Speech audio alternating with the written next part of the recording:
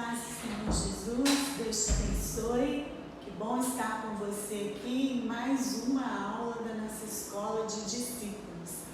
Hoje, aqui no terceiro módulo, nós vamos falar a quinta aula sobre para que o reino cresça. Então, nós vamos desenvolver juntos aqui a respeito do reino de Deus e a respeito do crescimento do reino de Deus.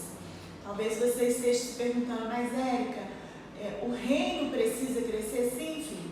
O reino precisa crescer para que a vontade de Deus seja estabelecida na nossa vida. É da vontade de Deus que o reino cresça. Que mais pessoas sejam agregadas no reino de Deus. Que haja um crescimento expressivo de filhos e filhas de Deus. Aqueles que entregaram a sua vida para Jesus. Então nós vamos orar para começar a nossa aula.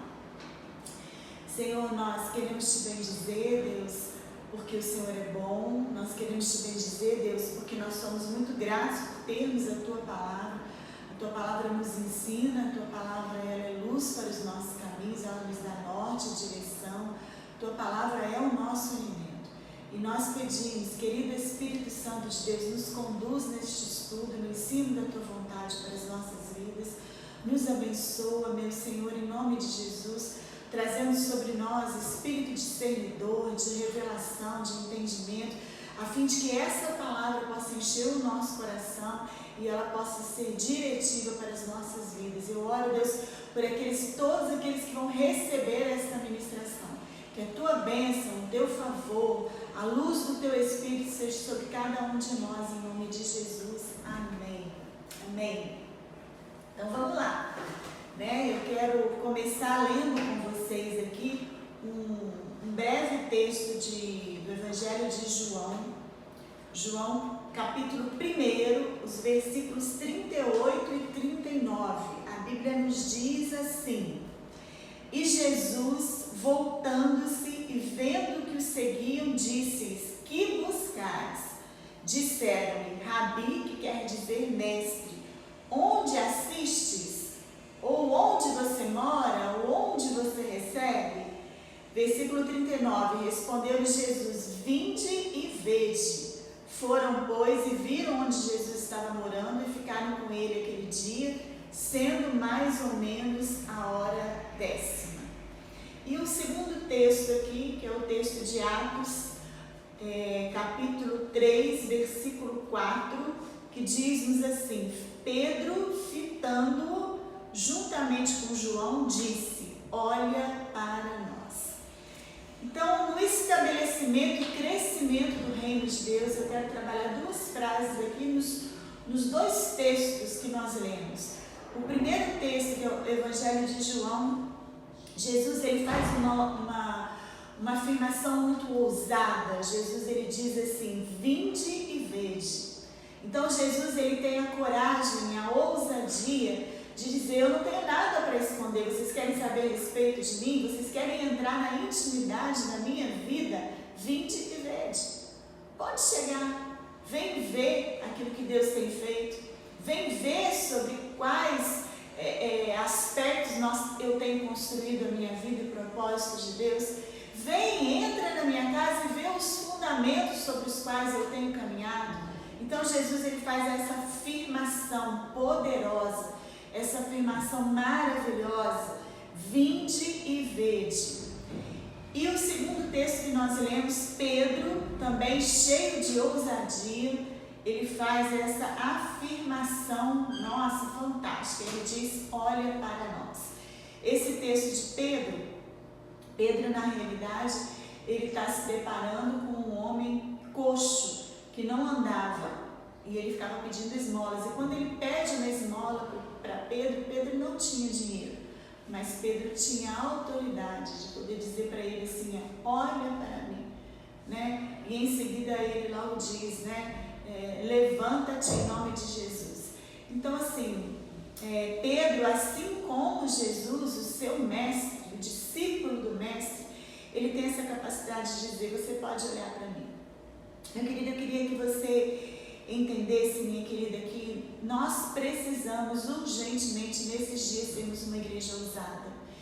E às vezes você pode pensar que ser uma igreja ousada é uma igreja que faz coisas modernas, é uma igreja que trabalha muito, é uma igreja que tem frases de efeito.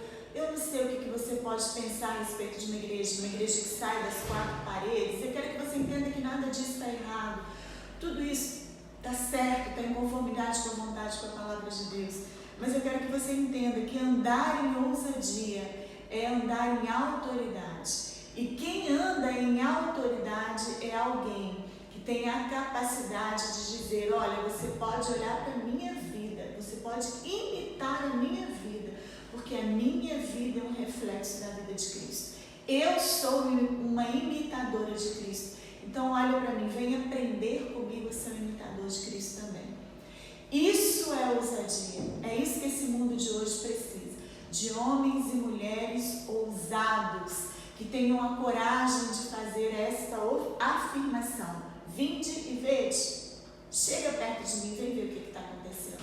Anda comigo no meu dia a dia e vem ver como é o meu estilo de vida. De que forma eu sirvo a Jesus. Olha para nós. Olha, não é só olhar para o outro, olhar para a palavra de Deus, olha para Deus. Quantas vezes nós temos dito isso, queridos? Quantas vezes nós temos dito que nós não somos perfeitos, a igreja não é perfeita, olha somente para Deus. Não.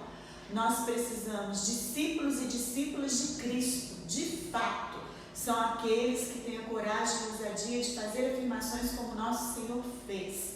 Olha para nós.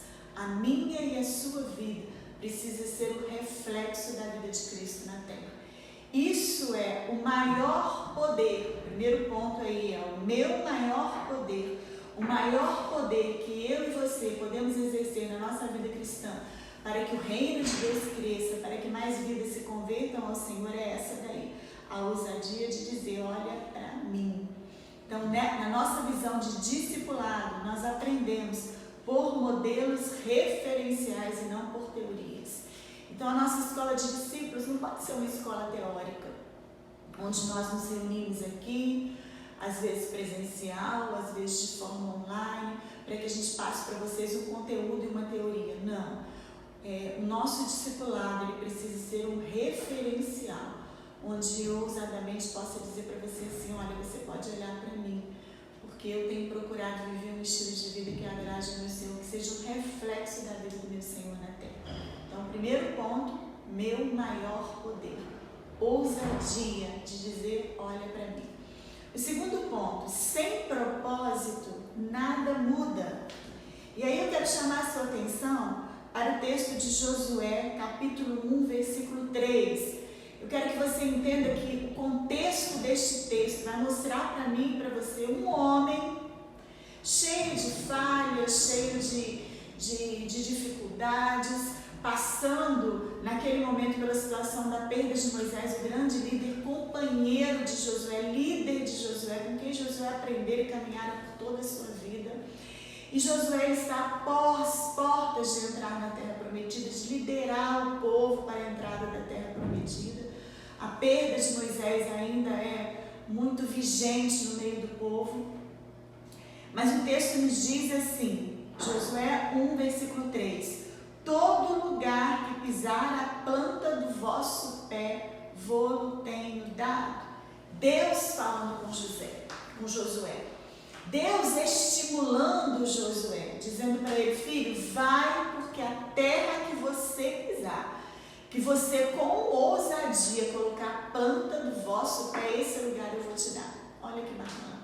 Eu quero te dizer, meu querido e minha querida, que essa é a realidade de Deus sobre a minha e a sua vida. Existe uma promessa sobre nós. Quando nós estamos para avançar em conquistas, para que o reino de Deus cresça, para que o reino de Deus avance, sobre mim e sobre você existe uma promessa de aonde eu e você colocarmos a planta do nosso pé com fé e ousadia, manifestando e trazendo o reino de Deus, este lugar nos será dado. Se nós não tivermos propósitos na nossa vida, nada muda. Entenda que Josué ele está saindo de 40 anos de deserto, perambulando pelo deserto, andando com Moisés e com o povo, rodando o deserto até que eles chegassem às portas de Canaã. Ou seja, são 40 anos no deserto. mas ele está prestes a entrar numa terra. Mas o que Josué vai precisar fazer para possuir e entrar nessa terra? Ele vai precisar lutar, ele vai precisar pegar na espada, ele vai precisar pegar no escudo, ele vai precisar liderar toda uma nação. Então ainda é tempo, mesmo às portas da terra prometida, de guerra, de luta, de ânimo, de fé, de ousadia. Isso nós precisamos. Sem propósito, sem saber, o meu propósito é possuir essa terra, o meu propósito é ganhar vidas para Cristo, o meu propósito é anunciar o reino aonde eu estiver, o meu propósito de vida é ser como meu Senhor e que as pessoas que estão ao meu redor possam conhecer Jesus como eu conheço. Sem um propósito muito bem definido e estabelecido, nada vai mudar. Porque nós vamos, depois de um tempo de deserto, permitimos que o cansaço do deserto, o desânimo do deserto nos impeça de pegar nas armas, nos escudos para possuirmos a terra. Nós não vamos possuir a terra e o reino de Deus não vai avançar sem que eu e você tenhamos firme o nosso propósito. E firmeza de propósito significa disposição para lutar. Significa ousadia para pegar quantas vezes forem necessárias em espadas, escudos e avançarmos para a glória de Deus. Então, primeiro ponto, meu maior poder, ousadia no Espírito para dizer, olha para nós. Segundo ponto, sem propósito nada muda. O meu propósito, o propósito de Deus sobre a minha vida vai me fazer avançar, vai me fazer conquistar a terra. E o terceiro ponto, organização e estratégia.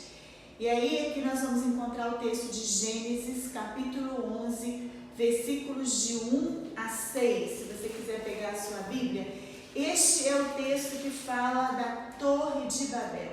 É um texto muito conhecido na palavra de Deus, mas que vale a pena a gente falar e pontuar um pouquinho sobre ele. Porque este texto vai dizer para mim e para você sobre estratégias de avanço. Capítulo 11, versículos de 1 a 6. A palavra de Deus nos diz assim: olha, em toda a terra havia apenas uma linguagem, uma só maneira de falar. O povo era um.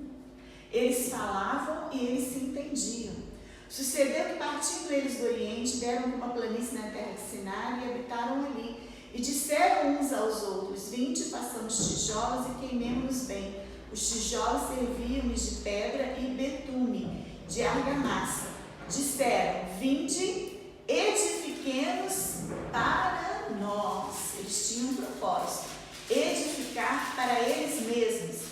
Edificar o quê? Uma cidade e uma torre, cujo topo chegue até os céus, e tornemos célebre o nosso nome, para que não sejamos mais espalhados para a terra. O versículo 6 diz, 5 diz que o Senhor desceu para ver a cidade e a torre que os filhos dos homens edificavam, e o Senhor disse: eis que o povo é um e todos têm a mesma linguagem. Isso é apenas o começo, agora não haverá restrição para tudo que intentam fazer. Eu e você sabemos que o propósito deste povo estava equivocado. Eles se uniram em propósito para construir uma torre para chegar ao céu.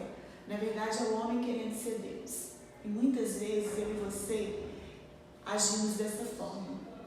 Quando achamos que nós negamos a nossa humanidade, querendo ser 100% espiritual o tempo todo. Deixa eu dizer uma coisa para você: isso não existe. E isso não está em acordo com a palavra de Deus. A palavra de Deus diz que Jesus se fez homem. Se Jesus se fez homem, por que eu e você queremos nos fazer deuses?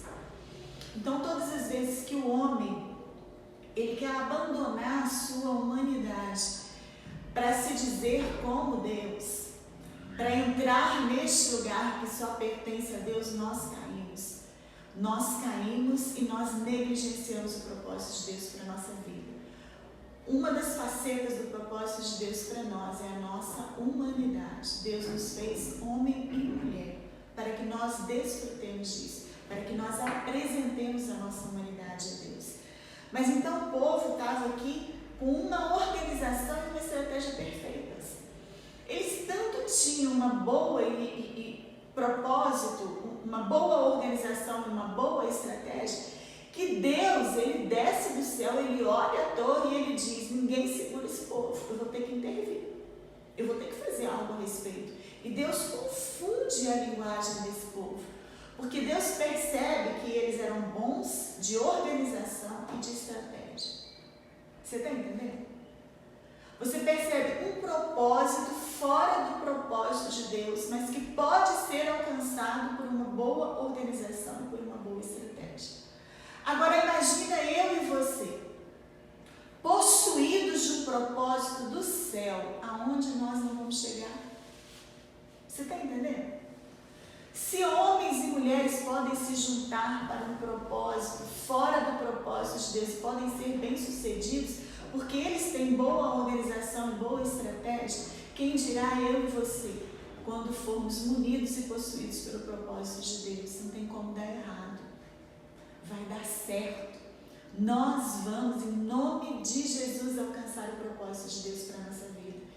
E aí eu quero me dirigir aqui a você que está chegando na IMV, você que está sendo discipulado, você que está na célula, você que está debaixo de uma liderança, você que está entendendo que nós temos entendido o propósito de Deus de possuir essa cidade. Nós queremos declarar que Muriaé pertence ao Senhor Jesus, que todos aqueles que estão nesta cidade não conhecem o nome de Jesus, eles aguardam com expectativa que eu e você nos manifestemos, para que o reino de Deus ele possa crescer, para que mais pessoas conheçam a Jesus. Quais são os seus sonhos pessoais? Como você tem se organizado para alcançar os seus sonhos pessoais? Nós temos habilidade para fazer os projetos, para fazer a nossa empresa crescer, para melhorarmos o nosso trabalho. Nós nos empenhamos com novas estratégias, principalmente agora, esse processo de pandemia, de pós-pandemia. O quanto nós aprendemos a nos reinventar para que continuássemos a ser bem-sucedidos no nosso trabalho, nas nossas realizações, na nossa vida familiar, para que as coisas nos vão bem. Mas, queridos, o quanto de empenho nós também temos colocado no reino de Deus, para que o reino de Deus cresça, com novas estratégias, com novas organizações, acompanhando o movimento do Espírito, acompanhando o novo de Deus para essa geração. Se nós não ganhamos, é porque nós não estamos nos organizando direito para as coisas do Senhor. Essa precisa ser uma realidade. Eu e você precisamos ter a coragem e a ousadia de permitir que o Espírito de Deus vasculhe o nosso coração. E se Ele encontrar algo em nós que não tem sido algo bom, que Ele possa realmente mudar a nossa história, nos transformar, para que nós possamos ser agentes de transformação para esses dias. Então fica aí, a gente precisa dessa coragem, sabe, queridos, de olhar ao nosso redor e perceber, cara, eu não estou ganhando alma para Jesus, eu não estou influenciando ninguém, eu não influencio o meu local de trabalho, eu não influencio a minha casa, eu não influencio positivamente os meus amigos, eu preciso ter a coragem de dizer, há algo errado em mim. Por que em mim, Érica? Porque a palavra de Deus não muda. Poder e autoridade delegados sobre a vida de Josué, sobre a vida de tantos homens de Deus, sobre a palavra de Deus, eles também estão sobre mim e você, promessas de Deus para nós. Então, se não tem fluído, é porque algo em nós precisa ser consertado, Para um povo com estratégias não há limites. Entende isso? Agora, deixa eu dizer uma coisa para você. Algo que fica claro aqui, no texto de Gênesis, na construção da Torre de Babel, é que o coração e a alma deste povo era um. O versículo 6 diz assim, eu vou ler de novo com você. Olha isso. Eis que o povo é um e todos têm a mesma linguagem. Um dos fatores que às vezes não nos permite um crescimento maior, mais expressivo, é porque muitas vezes nós não temos sido um. A nossa linguagem não tem sido a mesma. Um puxa de um lado para a igreja e outro puxa para outro. Deixa eu dizer uma coisa para vocês que eu aprendi. Liderança existe para dar direção. Mas se eu e você o tempo todo, mentalmente, emocionalmente, espiritualmente, discordamos da nossa liderança, a igreja caminha para um lado e eu quero caminhar para o outro, querido, a gente fica puxando em direção oposta e isso nos impede o avanço. Você entende? Quando eu e você, Igreja de Cristo, formos um e a nossa linguagem for a mesma, Amém, nós vamos ganhar essa cidade para Jesus. Amém, nós nos submetemos à vontade de Deus. Amém, este é o meu propósito. Amém, nós estamos juntos. Amém, eu vou trazer novas vidas para Cristo, eu vou trazer visitantes para a célula. Eu vou consolidar, eu vou ganhar, eu vou assumir o meu papel. Amém, nós estamos juntos. Não só estamos juntos como frase de efeito, mas estamos juntos de verdade, quando se faz necessário. Queridos, se nós formos assim, não vai haver limite para nós. Nós vamos avançar. E o reino de Deus vai avançar, né? E é isso que nós queremos. Então, primeiro ponto, meu maior poder, ousadia. Dizer, olha para mim. Segundo ponto, propósito. Se eu não for alguém de propósito, nada vai mudar. O propósito me faz caminhar em continuidade. Eu sei para onde estou indo, independente das circunstâncias. Organização e estratégia, nós precisamos nos organizar, precisamos falar a mesma linguagem, precisamos caminhar na mesma visão. E o quarto ponto, ligados no Pai. Ligados no Pai, o texto de Efésios 4, versículos 15 e 16. A palavra de Deus nos diz assim: mas seguindo a verdade em amor, cresçamos em tudo naquele que é o cabeça, Cristo, de quem todo o corpo, bem ajustado e consolidado pelo auxílio de toda junta, segundo a justa cooperação de cada parte, efetua o seu próprio aumento para a edificação de si mesmo em amor. Só há crescimento se o corpo for ligado à cabeça. Por isso, o próximo ponto é ligados no Pai. Porque nós não podemos simplesmente fazer as coisas da forma que achamos, da maneira que achamos. Estou fazendo para mim mesmo, não, eu preciso estar ligado no Pai. Jesus, ele, na terra, o Filho do Homem, ele tinha todo o poder e toda a autoridade, e as coisas fluíam no ministério de Cristo, assim como no ministério de Pedro, porque eles estavam o tempo todo ligados ao Pai. Deixa eu te dizer uma coisa, querido. Se Cristo na terra, Jesus, o Filho do Homem, tinha total dependência de Deus, ele orava como ninguém, ele jejuava como ninguém, ele trabalhava como ninguém, porque eu e você vamos achar que nós não precisamos estar ligados ao Pai? Estar ligado é algo que precisa ser contínuo na minha e na sua vida. Nós precisamos estar dependentes de Deus. Eu creio que a palavra é essa: o corpo só reage e se movimenta se há uma ordem do cabeça. Muitas vezes Deus vai dizer para mim e para você assim: vamos avançar. Outra hora Ele vai dizer assim: vamos parar, vamos dar uma recuada. Agora é hora de parar. Agora é hora de observar o vento. Agora é hora de avançar. Agora é hora de conquistar. Agora é hora de retroceder. As estratégias. Mas as estratégias em guerra, cada guerra é diferente da outra. Entende isso? Nós vemos várias guerras, a Bíblia relata a história de várias guerras. Josué, quando ele foi possuir Jericó, a Bíblia diz que a cidade ela tinha um muro alto e ninguém entrava ali. Então Deus deu uma estratégia: vocês vão rodear a cidade durante 6 dias. No 7º dia vocês vão militar. Mas o que a Bíblia diz? É uma estratégia inusitada, completamente diferente de possuir outras cidades. Com Jericó precisava ser assim. Eles rodearam em silêncio Jericó durante 6 dias. Você está entendendo? No 7º dia eles gritaram e as muralhas caíram. Mas em outros momentos nós vemos Deus direcionando o povo assim: pega da espada e avança, consome todos os inimigos. Você está entendendo? Por isso a dependência do Pai, em que Ele seja o cabeça, em que nós possamos de fato estar ligados nos comandos do céu, ele se faz necessário dia após dia. Eu não posso utilizar estratégias de guerras passadas em guerras presentes ou futuras, porque em cada guerra se faz necessário uma estratégia nova do céu. Nós precisamos estabelecer projetos que sejam direcionados por Deus, para que nós possamos alcançar o nosso objetivo e ganhar a nossa terra. Se não estivermos ligados no Pai, o nosso projeto pode ser muito bom, nós podemos ter excelente organização. Podemos ir muito bem, organizar tudo muito bem, mas sabe o que pode acontecer no final? Pode não dar em nada, porque nós esquecemos de ouvir a Deus, e a gente não simplesmente faz projeto e depois pede a Deus para abençoar. Primeiro a gente pede a direção, e depois a gente avança na direção do Pai. Dependência de Deus é aquilo que vai nos fazer fluir de uma forma sobrenatural, onde nós vamos plantar e nós vamos colher, não vamos viver de distração. Nós vamos trabalhar o último ponto aqui, mas eu quero lembrar com você.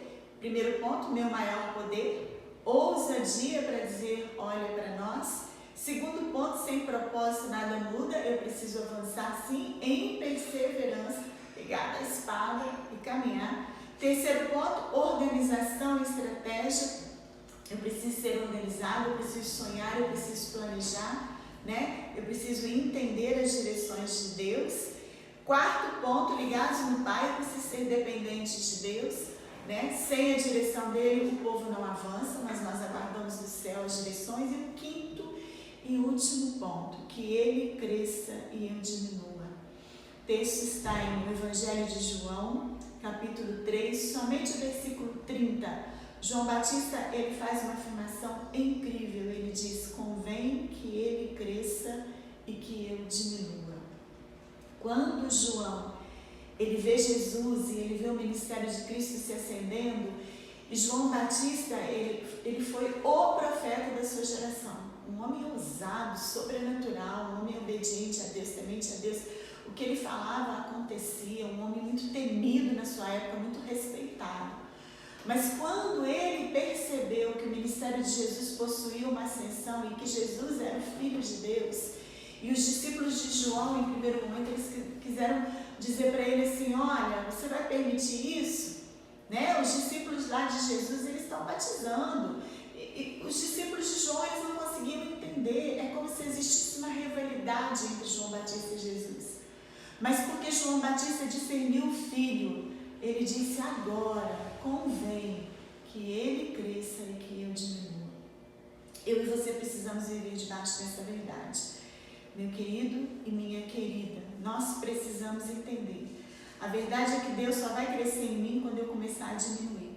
O reino dele só vai crescer se eu aprender a andar atrás dos objetivos de Deus e não mais dos meus objetivos.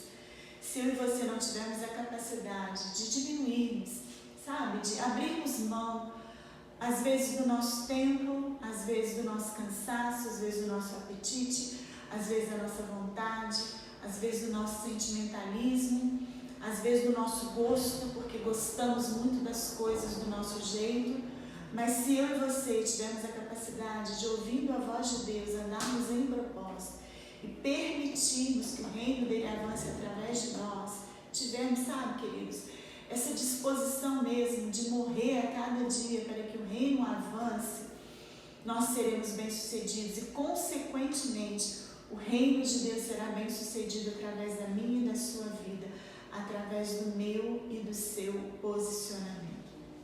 O reino de Deus precisa avançar. O Pai, Cristo, o Espírito de Deus conta comigo e com você. Nós temos o privilégio de sermos participantes nessa geração, neste tempo do avanço do reino de Deus. A pergunta que nos fica é, nós vamos paralisar em prol do nosso conforto, da nossa própria vida, das nossas preocupações e ansiedades, ou nós vamos avançar, depositando tudo no altar de Deus e permitindo que se cumpra a vontade de Deus em nós. Algo que eu tenho aprendido com Cristo nesses dias, que Deus tem falado muito comigo e eu quero dividir com vocês, é que é diferente nós termos um propósito e nós sermos possuídos por este propósito. Quando nós temos um propósito, nós chegamos a alguns lugares. Veja bem que Davi tinha um propósito quando ele chegou diante de um exército parado de Saul, amedrontado por causa de Golias. Qual era o propósito de Davi?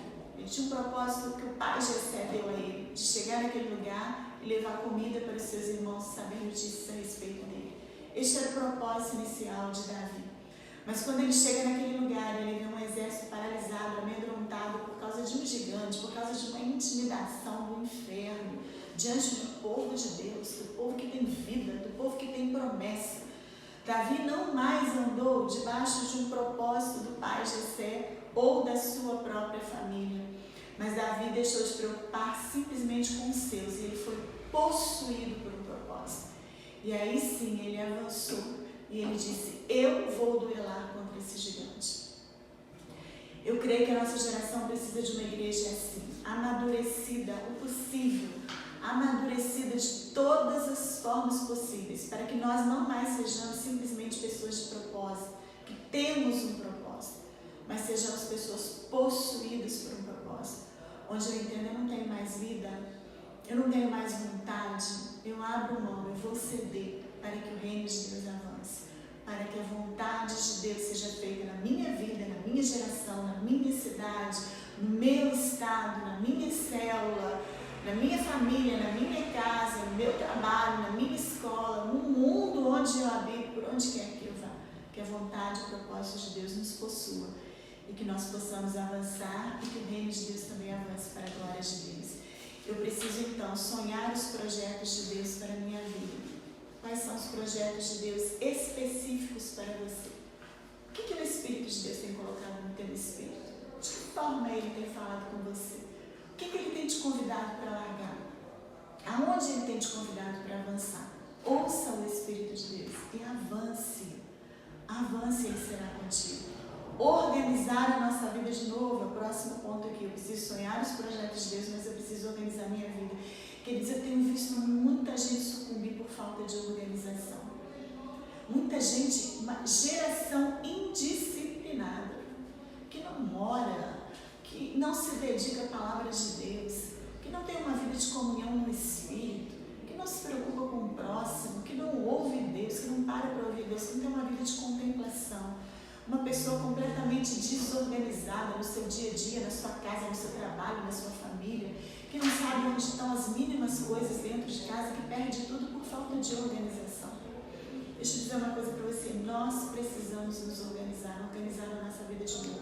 O que você precisa abrir mão para viver a vontade de Deus? Aquilo que nós queremos que é prioridade para a nossa vontade, nós nos organizamos muito bem. Tem gente que ama uma academia, vai 5 horas da manhã para a academia.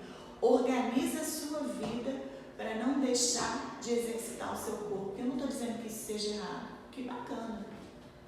Tem gente que se organiza para ter uma boa alimentação.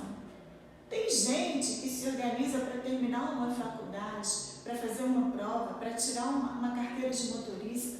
Nós nos organizamos para aquilo que nos convém e é importante para nós. Então eu quero fazer uma pergunta para você. O quanto você tem se organizado para viver a vontade de Deus? O quanto você tem organizado para que os propósitos de Deus se cumpram na sua vida?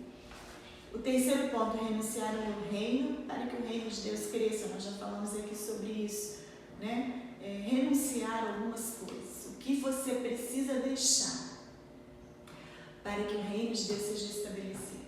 Para que você tenha uma vida de oração. O que você precisa deixar de fazer se o seu caso é falta de tempo? Talvez a rede social? Talvez as maratonas de filme? O que você precisa deixar?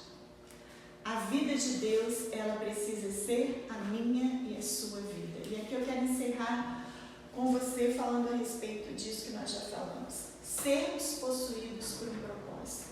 Quando a vida de Deus de fato for a minha e a sua vida, quando for uma escolha para mim e para você vivermos a vida de Deus, nós abriremos mão daquilo que for necessário para que o reino de Deus seja estabelecido através de mim e de você. Que Deus te abençoe. Que você escolha, é uma escolha, você tem o poder de decisão. Este poder, Jesus, Ele reconquistou na cruz para mim e para você. Nós temos o poder de escolher, nós temos o poder de decidir se vamos viver a vida de Deus ou se vamos nos entregar à nossa própria vida. Que você escolha a melhor parte, que o Espírito de Deus te direcione a isso. Deus te abençoe, querido, em nome de Jesus.